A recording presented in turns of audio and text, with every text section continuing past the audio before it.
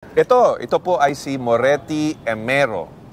This is one of our latest additions po, and this is our two-door high-speed electric car or electric vehicle. Ang ibig sabihin ng high-speed is yung speed natin na maximum na kaya po niya is 100 to 110 kilometers po per hour. Now, this is your Moretti Emero. Yung full range po niya is 200 kilometers sa isang full charge. So, ang ibig sabihin nun, it will take about anywhere from 5 to 7 hours po bago ma-charge natin ng buo itong si Moretti Emero. So, boss, pwede ka na bang gamitin to sa expressway? Yes, pwede magamit sa expressway. Legal po siya kasi ang normal na parang minimum speed na kailangan natin sa expressway is 60 kilometers per hour.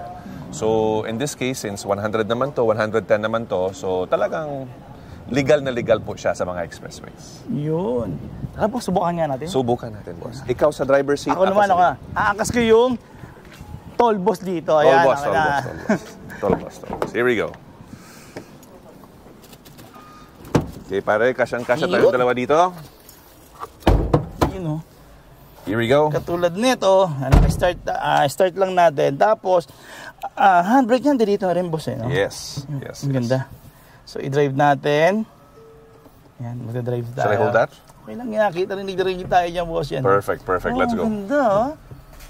Ang lambot din pala gamitin nito, boss. Yes, my dear. Lambot. Oh, grabe, oh. Tapos, ang tawag dito, boss? Dashboard. Wala.